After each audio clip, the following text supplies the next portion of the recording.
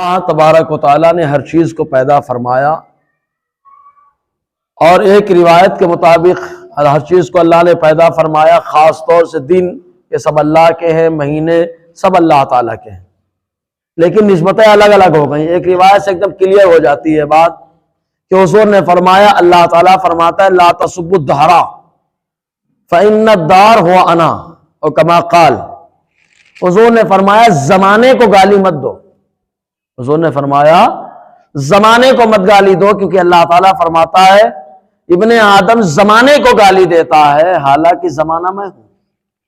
تو پورے زمانے کو اللہ تعالیٰ نے اپنی طرح منسوب کر لیا، زمانہ مہینہ ہو یا دن ہو سب کو اللہ تعالیٰ نے اپنی طرح منسوب کر لیا۔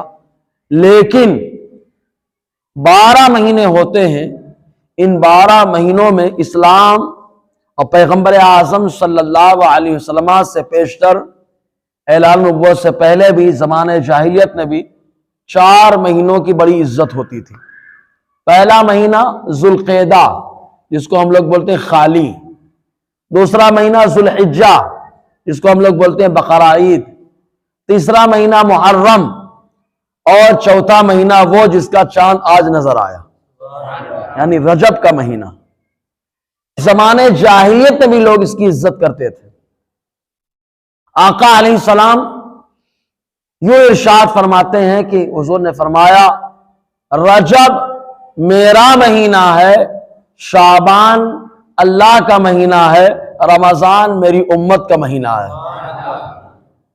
اب رجب کو حضور نے کیا کہا؟ میرا مہینہ، اور شعبان کو اللہ کا مہینہ کہا، رمضان کو امت کا مہینہ۔ ان کی عظمت یوں سمجھیے آپ، دنیا میں بہت سارے گھر ہیں، آسان لفظوں میں ایک گھر اللہ کا ہے جسے مکۃ المکرمہ یا مساجد کہا جاتا ہے، اور دوسرا گھر رسول اللہ کا ہے جسے مدینۃ الرسول کہا جاتا ہے، اور باقی سب لوگوں کے گھر ہیں۔ اب ہم مکے سے بھی محبت کرتے ہیں، مسجدوں سے محبت کرتے ہیں، مدینے سے بھی محبت کرتے ہیں، کیوں؟ کہاں مدینے سے کیوں محبت ہے؟ کہا اس لیے کہ مدینے میں حضور کا گھر ہے، مدینۃ الرسول ہے، وہ شہر مصطفیٰ ہے، اس لیے محبت ہے۔ کہا مکے سے؟ کہا مکے میں اللہ نے اپنا پہلا گھر بنایا ہے۔ تو کہا اللہ تعالیٰ کا جو گھر، رسول اللہ کا جو گھر، ان کی طرف نسبت ہو جائے تو ہم کو بڑی محبت ہے۔ ویسے مصطفیٰ یہ بھی تو فرما رہے ہیں رجب میرا مہینہ ہے، شعبان اللہ کا مہینہ، رمضان میری امت کا مہینہ ہے۔ تو حضور نے مدینے کو اپنا شہر کا محبت ہے ہم کو، رجب کو حضور نے اپنا مہینہ کہہ دیا، ہمیں محبت ہے رجب سے۔ سمجھ میں آیا؟ اور پھر حضور نے یہ کیوں کہا کہ رجب میرا مہینہ ہے، شعبان اللہ کا مہینہ ہے، رمضان میری امت کا مہینہ؟ اس کی وجہ کیا ہے؟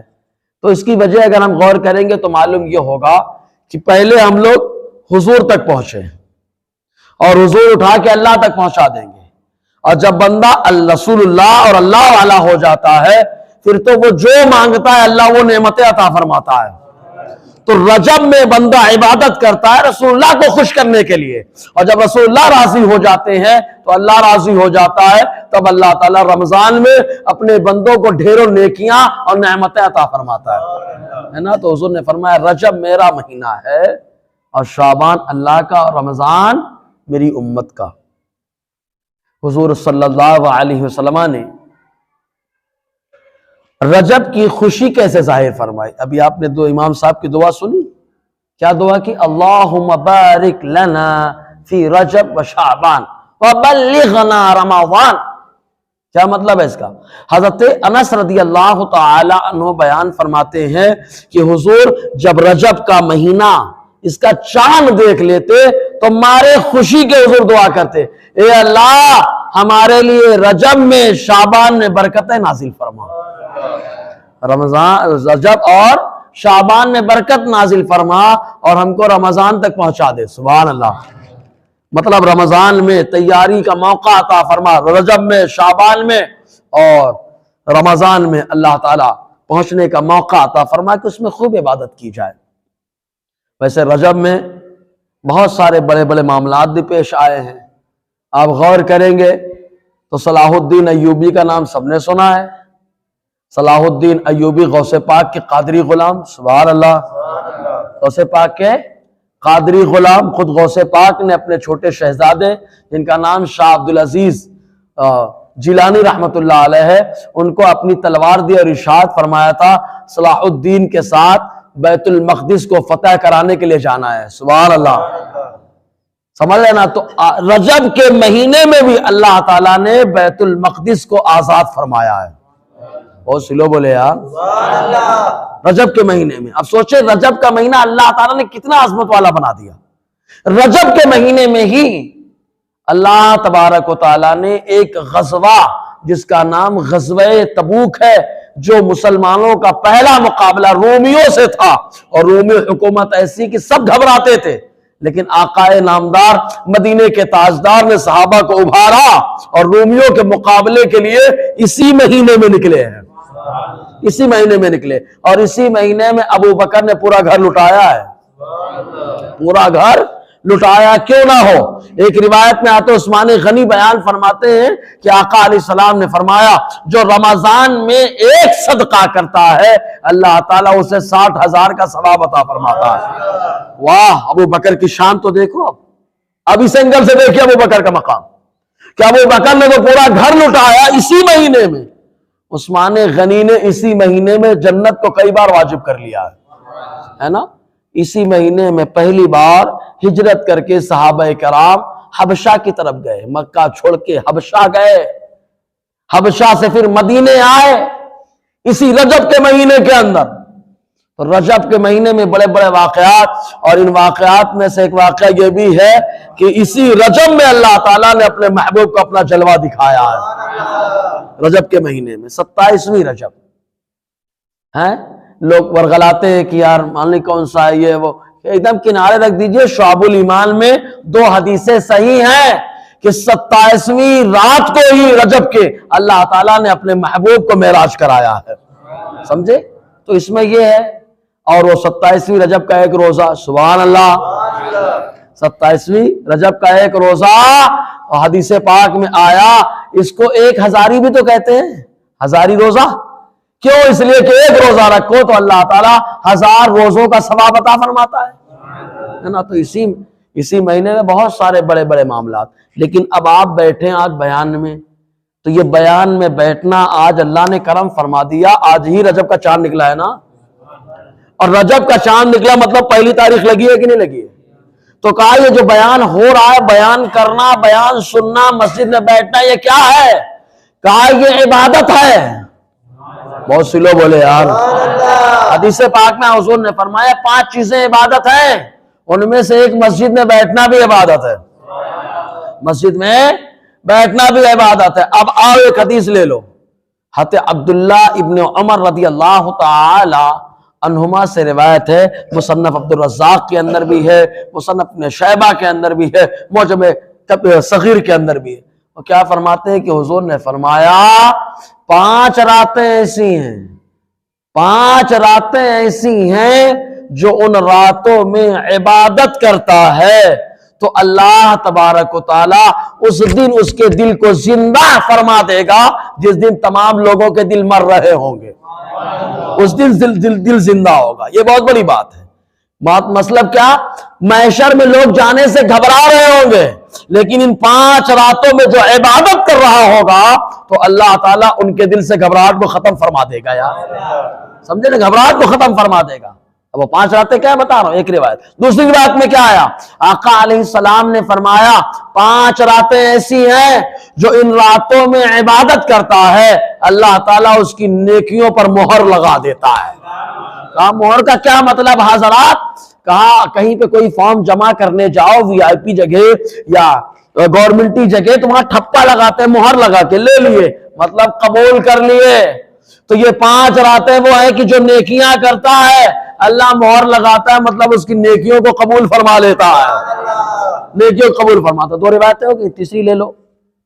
حضور صلی اللہ علیہ وسلم نے فرمایا، آقا فرماتے 5 راتیں ایسی ہیں جو ان راتوں میں دعا کرتا ہے اللہ تعالیٰ ان کی دعا کو رد نہیں بلکہ قبول فرما لیتا ہے. اب وہ 5 راتیں کون سی ہیں؟ پہلی رات عید کی چاند رات ہوتی ہے نا، عید کی چاند رات ہم لوگ عید کی تیاری میں تو کچھ نہ دعا کر پاتے ہیں، نہ عبادت کر پاتے ہیں، نہ توبہ استغفار کر پاتے ہیں، کچھ نہیں۔ کبھی کبھی تو عید کی تیاری میں عشاء بھی جاتی، ایسا معاملہ بھی آتا۔ دوسری رات بقرعید کی چاند رات، سبحان اللہ، مطلب عید اور بقرعید کی چاند رات گھومنے کی راتیں نہیں ہیں، یہ رات عبادت کی راتیں ہیں۔ ان راتوں میں عبادت کی جائے، دعا کی جائے، دعا قبول ہوتی ہے، نمازیں پڑھی جائیں تو اللہ نیکیوں پر مہر لگا دیتا ہے، درود پڑھا جائے تو درود قبول ہو جاتا ہے، توبہ کیا جائے توبہ قبول ہے۔ اور تیسری رات ہر ہفتے ملتی ہے ہم کو، کہاں کون سی رات؟ کہاں شب جمعہ، سبحان اللہ، جمعرات کا دن گزر کر کے جمعہ سے پہلے جو رات آتی ہے وہ شب جمعہ ہے، اس میں جو دعا کرو اللہ قبول فرماتا ہے، اللہ قبول فرماتا ہے، جو دعا کرو اللہ قبول فرماتا ہے، اس میں جو عبادت کی جاتی ہے تو مہر لگا دی جاتی ہے، اور جس دن دلوں کی گھبراہٹ ہوگی، مر گئے ہوں گے دل، اللہ تعالیٰ اس دن اس عابد کے دل سے گھبراہٹ کو ختم فرما دے گا، ہے نا۔ 3 راتیں ہو گئی، عید کی چاند رات، بقرعید کی چاند رات، شب جمعہ، شب جمعہ سمجھے گی نہیں، جمعہ سے پہلے والی رات، تیسری رات تو ہم لوگ جاگتے ہیں، چوتھی رات، کہا کون سے چوتھی رات ہے؟ کہا شب برات، سبحان اللہ تو بولے یار، آج جاگتے ہیں لیکن کیسے جاگے؟ کہا حضرات ادھر گھوم رہا تھا، ادھر جا رہا تھا، ادھر جا رہا تھا، ادھر گھوم گھوم کے جاگنا کمال نہیں ہے، بلکہ عشاء اور فجر جماعت سے پڑھ کر کے پھر نوافل پڑھنا، اس رات میں عبادت کرنا، یہ کمال کی بات ہے، سمجھے نا۔ اگر ٹھیک ہے تو یہ چوتھی رات ہو گئی، شب برات چھٹکارے کی رات، چاہے وہ چھٹکارے کی رات۔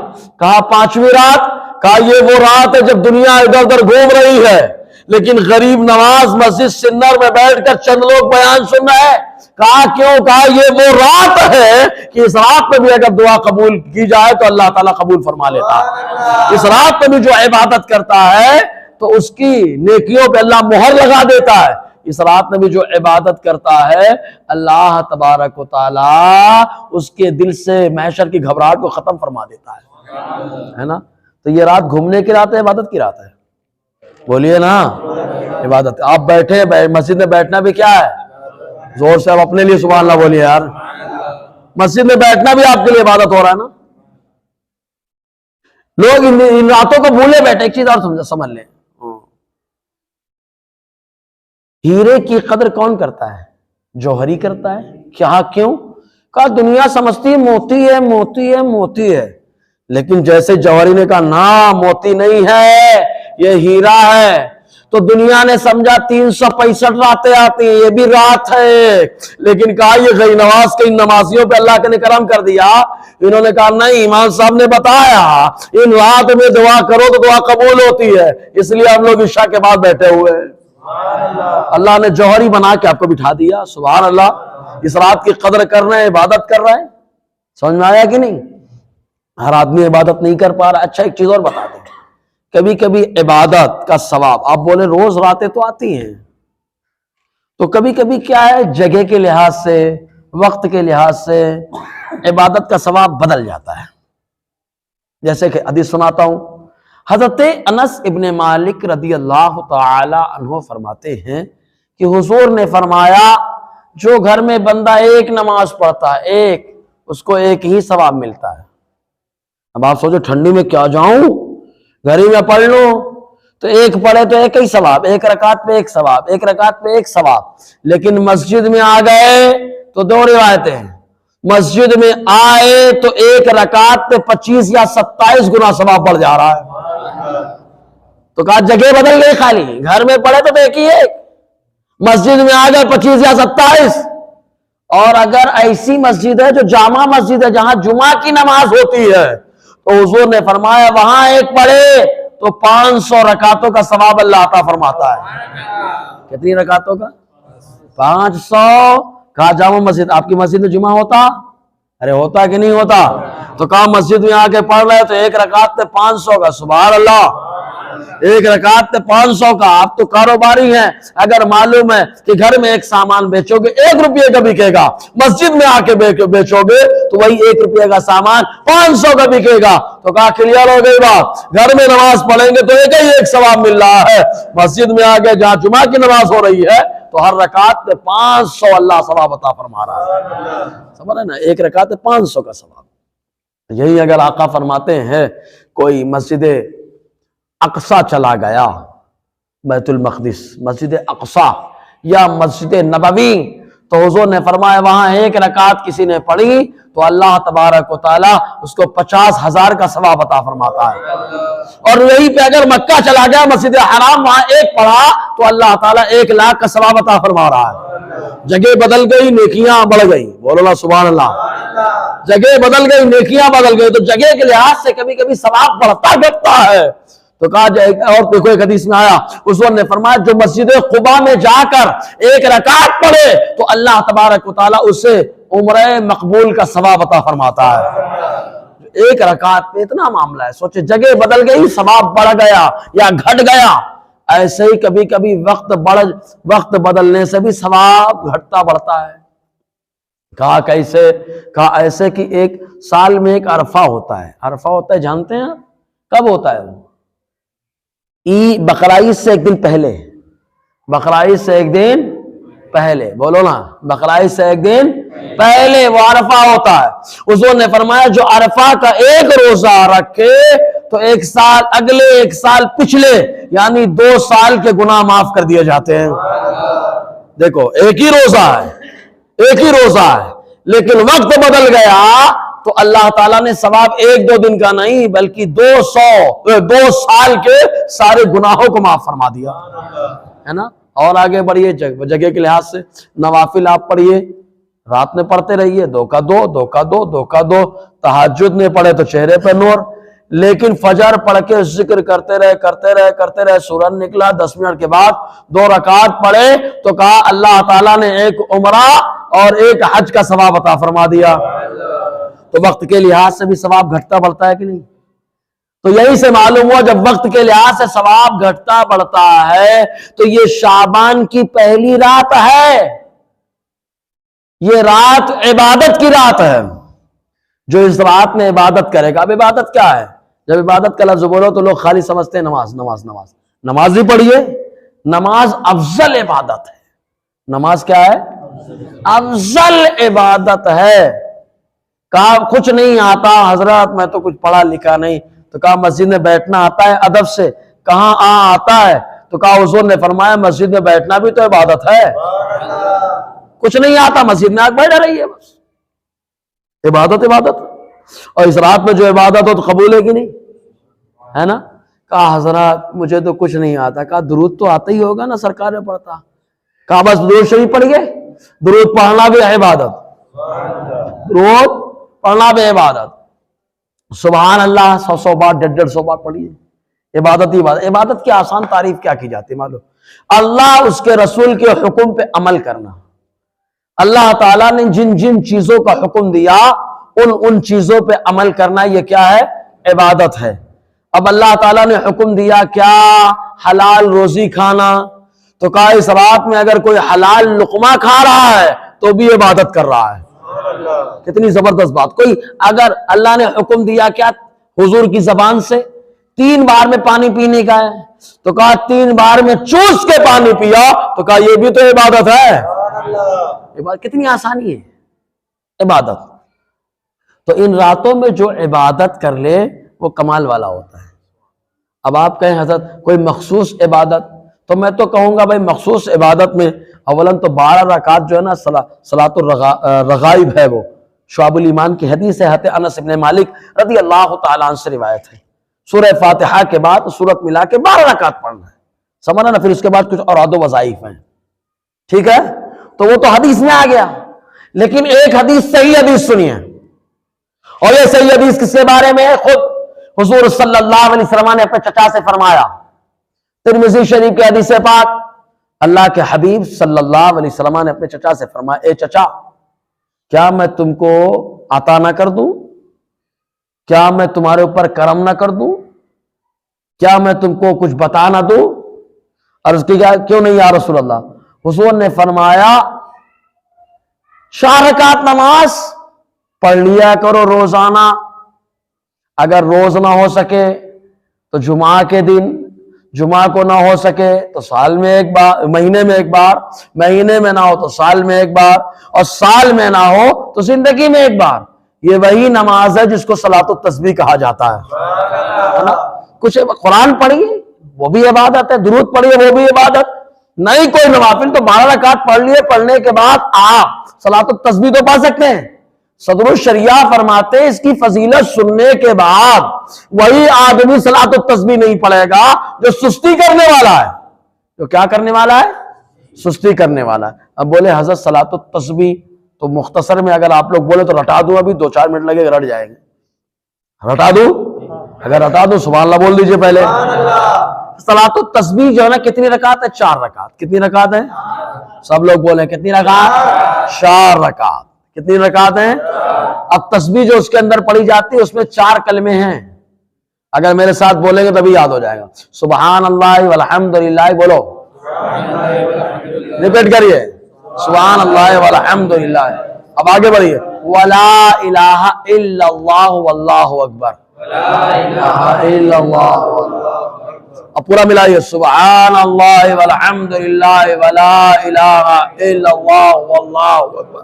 بولیے، سبحان اللہ والحمدللہ ولا الہ الا اللہ واللہ اکبر۔ ایک بار اور بول دیجئے،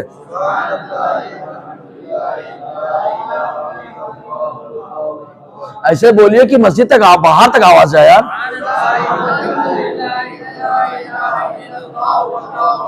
یہی تسبیح ہے، یہی تسبیح، یہی کیا ہے؟ تسبیح۔ اب ان تسبیح کی فضیلت خالی بتا دوں ایک روایت کے حساب سے۔ آقا علیہ السلام جب معراج سے آنے لگے تو ملاقات ہوئی حضرت ابراہیم سے۔ حضرت ابراہیم علیہ السلام نے کہا اے میرے شہزادے جب جانا اپنی امت کو تو میرا سلام کہہ دینا۔ حضرت ابراہیم نے ہم کو سلام کہلوایا ہے کیونکہ ہم نماز میں انہیں پہ تو سلام پڑھ رہے ہیں۔ سبحان اللہ، کما صلیت علی ابراہیم کما بارکت علی ابراہیم۔ تو حضرت ابراہیم نے معراج کی رات ہمیں سلام بھیجا ہے نا؟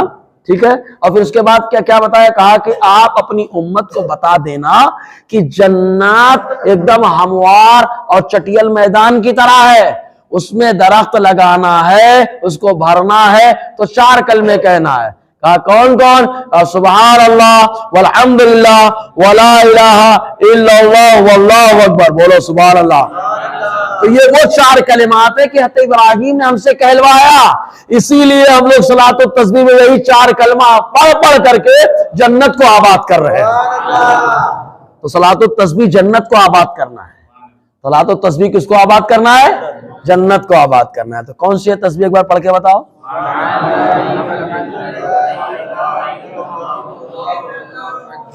یاد ہو گیا؟ اب کتنی رکعت پڑھنی ہے؟ 4 رکعت۔ ٹھیک ہے۔ پہلی رکعت میں الہاکم التکاثر، یہ تو تھوڑا ہارڈ ہو جائے گا، آپ بھری ہوئی پڑھے۔ بھری ہوئی سمجھتے ہیں؟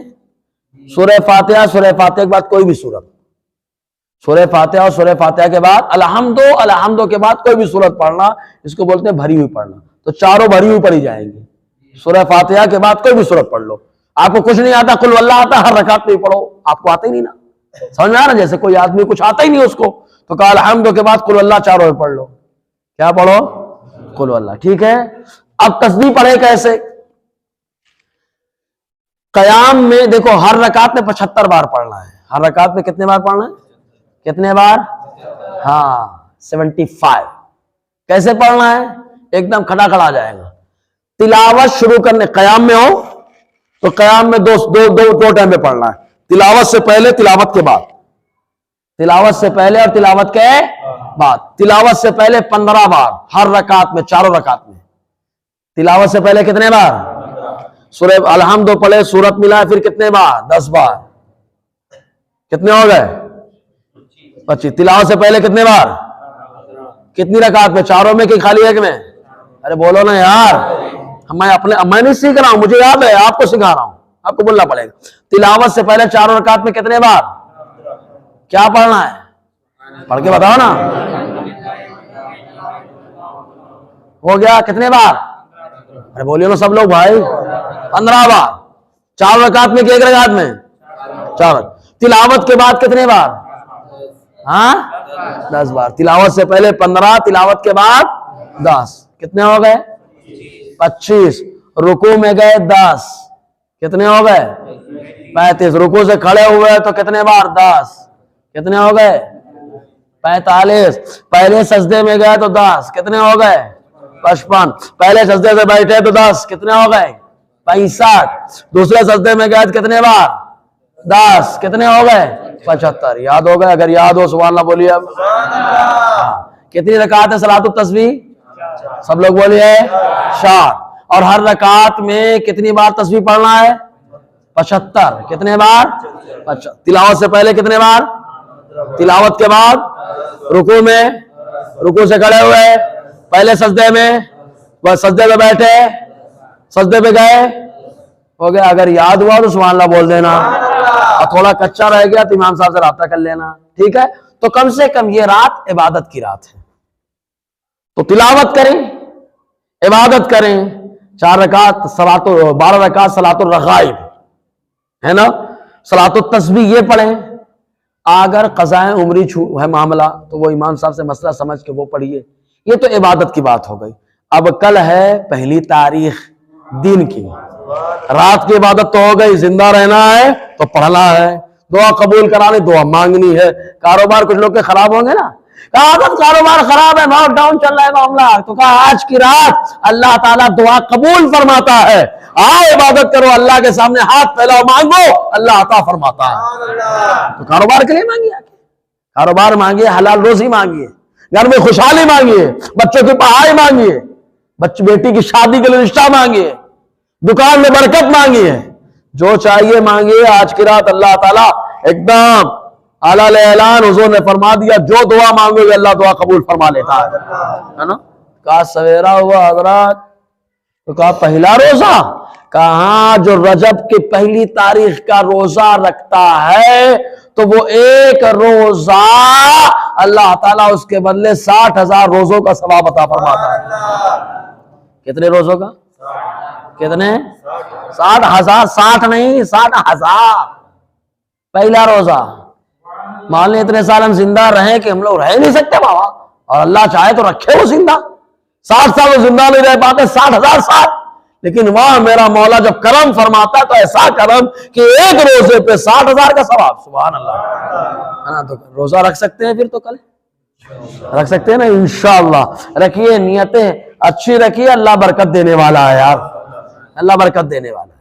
معلوم ہے یہی رجب ہے, اگر کوئی اس میں ایک روزہ رکھے 1 تاریخ کا تو 60,000 کا ثواب.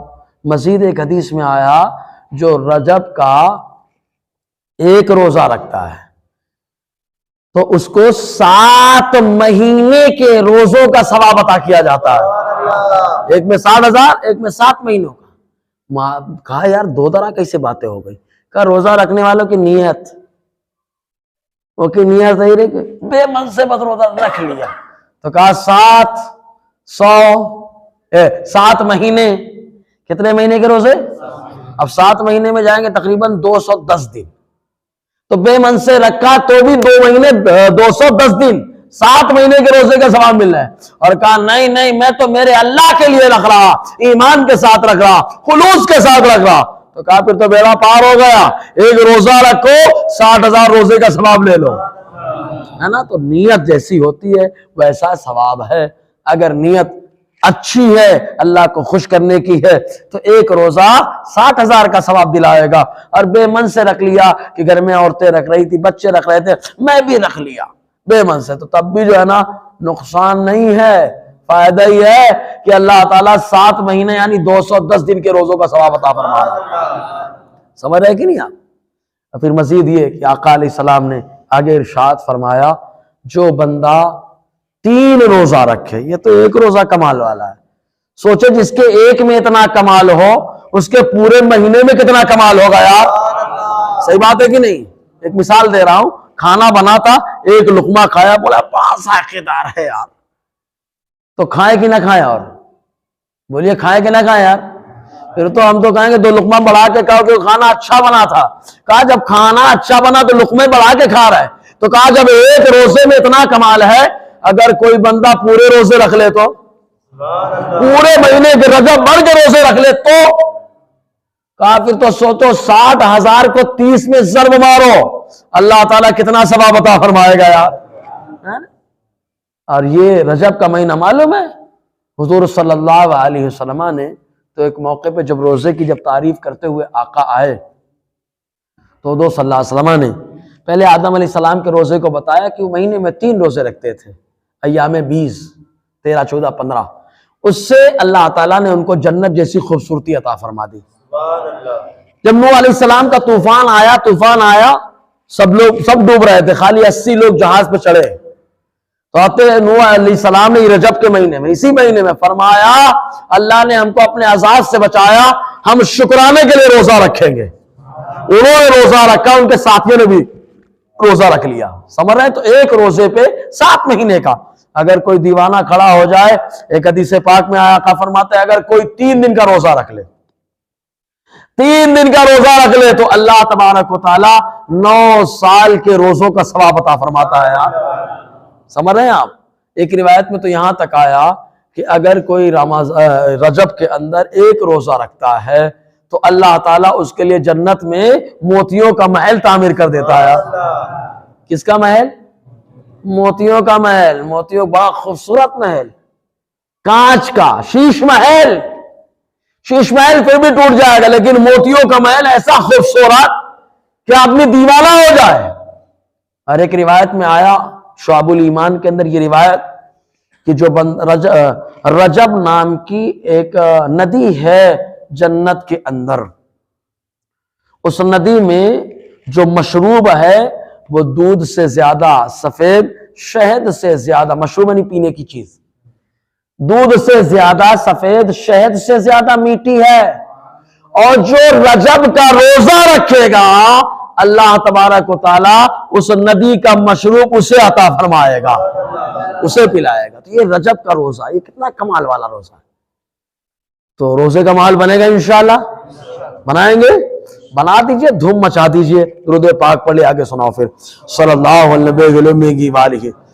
اللہ علیہ وسلم صلاۃ و سلام علیک یا سیدی یا رسول اللہ صلی اللہ تعالی علیہ وسلم۔ اچھا ایک چیز اور، ایک حدیث میں کیا آیا، ایک ہے اللہ تعالیٰ کی خوشی، اللہ راضی ہو گیا۔ اگر اللہ کسی سے راضی ہے مطلب اس کا جنت میں جانا فائنل ہے۔ جیسے اللہ تعالیٰ صحابہ سے راضی ہے، سارے صحابہ سے اللہ راضی ہے، رضی اللہ عنہم، اللہ تعالیٰ صحابہ سے راضی ہو چکا ہے۔ تو ایسے ایک حدیث پاک میں آیا کہ جو بندہ ایک رجب کا 1 روزہ بھی رکھے گا تو اللہ تبارک و تعالی اس کو اپنی رضامندی عطا فرمائے گا۔ کیا عطا فرمائے گا؟ رضامندی۔ اور اللہ تعالیٰ کی رضامندی، جس سے اللہ راضی ہو، اس کا جنت میں جانا فائنل ہے۔ چنانچہ ایک مرتبہ حضرت رابعہ بصریہ رحمت اللہ علیہا سے کسی نے کہا کہ آپ تو اللہ تعالیٰ کی بہت مقبول ہیں، اللہ تعالیٰ سے آپ بڑی محبت کرتی ہیں، اللہ سے آپ راضی ہیں۔ تو حضرت رابعہ بصریہ رحمت اللہ علیہا نے کیا فرمایا، کمال اس میں نہیں کہ میں کہوں میں اللہ سے راضی ہوں، کمال یہ نہیں کہ میں کہوں اللہ سے میں محبت کرتی ہوں، کمال یہ کہ میرا مولا کہہ دے میں رابعہ سے راضی ہو چکا ہوں۔ تو جو رجب کا روزہ رکھتا ہے، حدیث میں آ گیا اللہ اس سے راضی ہو جاتا ہے یار، اللہ اس سے راضی ہو جاتا ہے۔ ایک حدیث میں یوں آیا، حضور نے فرمایا جو رجب کا 1 روزہ رکھتا ہے تو اللہ تعالیٰ فرشتوں میں فرما دیتا ہے، آسمان و زمین کے فرشتے اس کی بخشش کے لیے دعائیں کرتے رہتے ہیں۔ اب فرشتے جس کی بخشش کے لیے دعائیں کریں اس کا بخشا جانا تو فائنل ہے نا۔ تو یہ رجب کا مہینہ عبادت کا مہینہ ہے، آج کی رات عبادت کی رات اور کل کا دن روزے کا دن۔ رکھے روزہ ہے مستحب لیکن بڑا کمال کا مستحب ہے، سمجھ رہے ہیں، بڑا کمال کا، فرشتے بخشش کی دعا مانگتے ہیں۔ ایک حدیث پاک میں حضور صلی اللہ علیہ وسلم نے فرمایا، حدیث کا ایک جز، آقا فرماتے جس نے 7 روزے رجب کے رکھ لیے، کس کے؟ 1 رکھو تو بھی دھمال، 3 رکھو تو بھی دھمال، اور اگر کوئی موڈ میں آ گیا کہا 7 رکھوں گا میں، 7 رکھ لیے تو آقا علیہ السلام نے فرمایا جہنم کے 7 دروازے اس کے لیے اللہ تعالیٰ بند فرما دیتا ہے۔ کس کے دروازے؟ جہنم کے 7 دروازے جس سے بند کر دیتا اللہ تبارک و تعالیٰ. اور اگر کوئی دیوانہ بولے 7 تھا ایک اور بڑھا لوں 8 ہو جائے تو حدیث میں آئے جو 8 روزے رجب کے رکھ لے تو اللہ تعالیٰ اس کے لیے جنت کے 8 دروازوں کو کھول دیتا ہے. بہت سلو ہے یار, جنت کے 8 دروازے اس کے لیے کھول دیے جاتے ہیں. جنت کے 8 دروازے اس کے لیے کھول دیے جائیں. اور کوئی دیوانہ بولے یار 1 رکھا تو کمال ملا, 3 رکھا تو کمال ہے, 7 میں بھی کمال ملا, لاؤ 8 میں بھی کمال مل گیا, لاؤ ہم 10 رکھ لیتے ہیں. تو اللہ تبارک و تعالی زمین و آسمان کے فرشتوں میں اعلان فرما دیتا ہے یہ وہ بندہ ہے جس کے سارے گناہ معاف کر دیے گئے ہیں. بہت اچھا, معافی کا موقع ہے, اپنے گناہ معاف کرانے کا موقع ہے, خطائیں معاف کرانے کا موقع ہے. تو اس رات عبادت کریں گے نا انشاءاللہ. اس رات عبادت کریے, کل روزہ رکھیں گے انشاءاللہ. بنائیے ماحول بنانے سے بنتا ہے. آج ہم لوگ ماحول بنائیں گے تو کل ہمارے بچے آئیں گے, ہماری کاپی کریں گے, ہماری نقل کریں گے, اور نقل کریں گے تب ایسی صورت میں اللہ تبارک و تعالیٰ جو بنیاد رکھنے والے ماحول بنانے والے ہیں اللہ تبارک و تعالیٰ ان کو برکتوں سے مالا مال فرمائے گا. بہرحال ایسے ہی بہت ساری اور حدیثیں ہیں جن میں حضور صلی اللہ علیہ وسلم نے شعبان, رمضان اور رجب کی فضیلتوں کو اجاگر فرمایا. بس ایک بات اور بتا دیں, اسی مہینے میں ایک ہمارے آقا کا عرس آتا ہے. کہا کون سے آقا کا؟ کہا وہ ہیں جنہیں ہندوستان کا بادشاہ کہا جاتا ہے نا. تو کہا یہ جو عبادت کر رہے ہیں تو غیر نماز کے نام پہ بخشے نا, روزہ رکھیں تو غیر نماز کی بارگاہ میں پیش کریں نا. کیوں غیر نماز ہندوستان کیوں آئے؟ ہرات میں کیا خرابی تھی؟ کیا ہرات کا علاقہ اچھا نہیں تھا؟ سجستان کا علاقہ اچھا نہیں تھا؟ وہ تو علاقہ مسلمانوں کا علاقہ تھا نا, ایمان والوں کا علاقہ تھا نا. وہاں سے ہندوستان کیوں آئے؟ خالی ایک مقصد ہے. مقصد کیا ہے؟ اسلام بڑھایا جائے, اسلام پھیلایا جائے. اسی لیے حضور نے بھیجا ہے. اسی لیے حضور نے کیا ہے بھیجا. تو کون سا مشن دے کے بھیجا؟ اسلام کو پھیلانا ہے. اب اسلام 2 طریقے سے پھیلتا ہے. ایک ہے کہ مسلمان پہلے بن جائے, مسلمان پہلے خود مسلمان بن جائے. آپ کہیں گے ہم تو کلمہ پڑھتے ہیں. ان کا ٹھیک ہے, کلمہ والے مسلمان تو ہی ہیں. آپ کا کردار بتائے, آپ کا رہنا سہنا بتائے کہ یہ غیر نواز کا دیوانہ جا رہا ہے نا, غیر نواز کا ماننے والا جا رہا ہے, غیر نواز کا ماننے والا ہے. اچھا ایک بات بتائے, غیر نواز کے حکم لوگ بولتے ہیں یہاں سے ہم کو کوئی نہیں کر سکتا, وہ نہیں کوئی کر سکتا. کیوں غیر نواز کے بیٹھائے ہوئے اونٹ کو نہیں اٹھا سکے, ہم کو کیا اٹھائیں گے؟ میں بولتا ہوں وہ غیر نواز کے بٹھائے ہوئے اونٹ تھے, وفادار تھے, غریب نواز کی باتوں کو ماننے والے تھے. ان کو معلوم ہے بادشاہ آ جائے لیکن ہم کو ایک ولی کی مخالفت نہیں کرنا ہے. اس لیے اس بیٹھائے ہوئے اونٹ کو کوئی نہ اٹھا سکا. لیکن ہم اپنے بارے میں غور کریں, ہم کو غیر نواز نے بٹھایا ہے لیکن ہمارے اندر وفاداری کتنی؟ غیر نواز حافظ قرآن, سبحان اللہ, غیر نواز حافظ قرآن, غیر نواز عالم دین, باقاعدہ پڑھنے کے لیے مدرسہ گئے. غیر نواز مفتی اسلام, غیر نواز نے باقاعدہ حلقہ جو چلہ کشی کی, نفس کو مارا, حسد کو مارا, غیبت کو مارا, برائیوں کو مارا, تب جا کر کے چلہ کشی کی برکت سے آپ کے پیر نے خالی یہی تو دکھایا تھا. کہا دونوں انگلیوں کے بیچ میں کیا دکھائی دیتا ہے؟ تو غیر نواز نے یہی تو کہا تھا کہ 18,000 عالم مجھے نظر آ رہے ہیں. آپ سے بولیے کتنا دکھ رہا ہے؟ تو بولے حضرت ایک کالم بھی نہیں دکھائی دے رہا ہے, ہمیں ایک کالم بھی نہیں نظر آتا. غیر نواز کا مشن کیا ہے؟ دین کو پھیلانا, دین کو بڑھانا. تو کہا اس آج کی رات عبادت کرنا یہ کس کا مشن ہے؟ کہا یہی مشن تو غیر نواز لائے ہیں. کہا کل کا روزہ رجب کے مہینے میں رکھنا ہے. کہا یہی مشن تو غیر نواز لے کر کے آئے. کہا کنٹینیو مسلسل ماحول بنانا ہے, لوگوں کو سمجھانا ہے, نمازوں کی پابندی کرنی ہے. کہا یہی مشن تو غیر نواز لے کر کے آئے ہیں, یہی مشن غیر نواز لے کر کے آئے. تو غیر نواز الحمدللہ ہم لوگ غیر نواز کے ماننے والے ہیں. تو غیر نواز کے نقوش قدم پہ چلیں گے انشاءاللہ. نمازوں کی پابندی ہوگی, روزے کی بھی پابندی کریں گے انشاءاللہ. گھر میں بھی اسلامی ماحول بنائیں گے. اور اجتماع عورتوں کا چل رہا ہے, ان میں اپنے گھر کی خواتین کو ضرور بھیجیں. اللہ تعالیٰ کہنے سننے زیادہ عمل کی توفیق عطا فرمائے. صلاۃ و تسبیح پڑھیں گے نا انشاءاللہ؟ ہاں پڑھیے. اور عورتوں کا بھی طریقہ سکھا ہے نا, عورتوں کو بھی جا کے سکھا دینا. اور تھوڑا بھولے تو فون لگا کے امام صاحب سے پوچھ لیجیے گا. ٹھیک ہے، کوئی سوال ہو تو پوچھ سکتے ہیں.